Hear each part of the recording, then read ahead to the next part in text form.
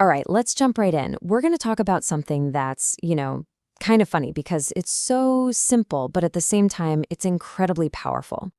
It's all about the strength we get back when we just stop pretending we know everything and instead rediscover the superpower we were all born with. I want you to think back for a second. Remember being a little kid when the whole world was just this giant, fascinating puzzle?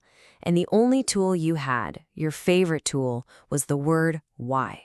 Why is the sky blue? How does a car work? Why? Why?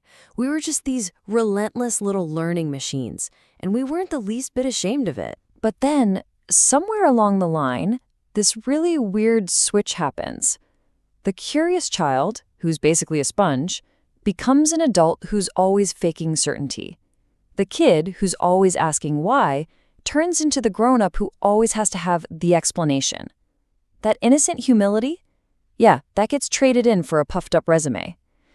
So, how on earth does that happen? Okay, so let's start by looking at our baseline, that natural, totally healthy state of wonder that we all start out with. A healthy child is, quite literally a sponge for information. They're just unabashedly curious, always hungry for more, always asking why. And this isn't just some phase they go through. It's the basic fundamental way we learn. This state of innocent humility, it's our factory setting. We're not trying to sell a story about how much we know. We're just trying to figure things out. But then, things start to change. A kind of pressure starts to build from the outside world and from inside our own heads that starts telling us that not knowing is some kind of weakness. And you can see the progression so clearly. At age 2, it's just a non-stop stream of why. By age 8, you start to hear that little bit of defensiveness. I know that. And then by 16, that wide-open curiosity has often hardened into, you shouldn't question me. We get obsessed with what we think we already know. And honestly, it's heartbreaking how early this can kick in. Take this story of a 4-year-old boy, just full of love and connection. He's told boys don't do that. And in that one little moment, a social rule, a piece of supposed knowing, it bullies his innocent, loving curiosity and shuts it down. This is it. This is the beginning of the fear. So, what do? In response to all this pressure, we start building a wall. We put up this facade of certainty just to protect ourselves. And this gets us to a really important idea, pseudo-certainty. It's not real knowledge. Not at all. It's a defensive feeling. It comes from this need to save face, to have a story ready, to look like you're competent and you know what you're doing, both to other people and to yourself. That's such a relatable confession, isn't it? If we're being totally honest with ourselves, who hasn't done this? We puff things up. We present a version of ourselves that has it all figured out because we think that's what the world wants to see. We're terrified people will think less of us if we admit we're still learning. And this is the real kicker. This goes way beyond just facts and figures. We spend so much energy playing a part in this big social drama, pretending we know stuff we don't, that we end up leaving our real, authentic, curious self behind. The one who is actually happy just being in a state of wonder. But this whole performance, this act, it comes with an incredibly high price tag. And here is the great big irony in all of this.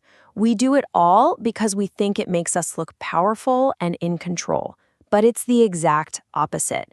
This isn't personal power. It's a ball and chain. It's a prison we lock ourselves into. And the consequences are pretty serious. It gives us this constant anxiety, that classic imposter syndrome, where you're just waiting to be found out. It completely cripples our ability to actually learn, because you can't ask questions if you're pretending to know the answers. And maybe the saddest part of all, it slams the door shut to the awe and wonder room, that amazing place of discovery that only opens up when you admit you don't know something. This path of faking it till you make it, it leads somewhere pretty dark. It's a path that can literally rob your life of its aliveness, its goodness, its wonder. It's how we can, metaphorically speaking, devolve into what some have called lizard people. So, if that's the problem, what on earth is the solution? How do we break free from this ball and chain? Well, it starts with 3 simple and, let's be honest, kind of terrifying little words. Where do we get permission to go back to that place of uncertainty? The the place where our innocence and our real, actual power live? The answer is we have to give it to ourselves. Nobody else can do it for us. See, saying I don't know isn't admitting defeat. It's a declaration of freedom.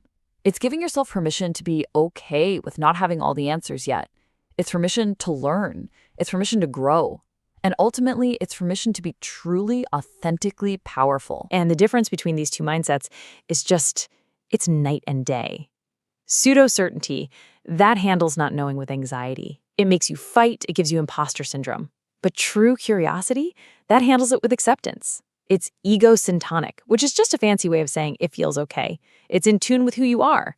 And that feeling, that leads to learning, not fighting. And you see this clash play out in the real world all the time. Think about it. A young, curious student sees his math teacher make a mistake. He's not trying to be a jerk, he's just trying to help, trying to understand. But the teacher, trapped in her own need to be certain, gets furious.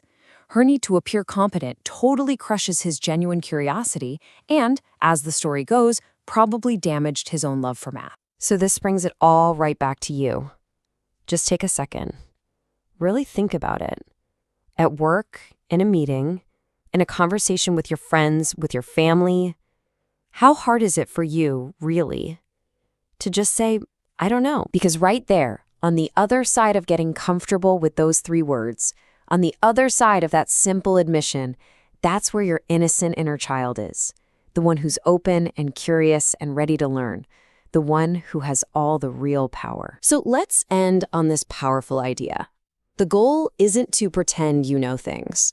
The goal is to actually want to know.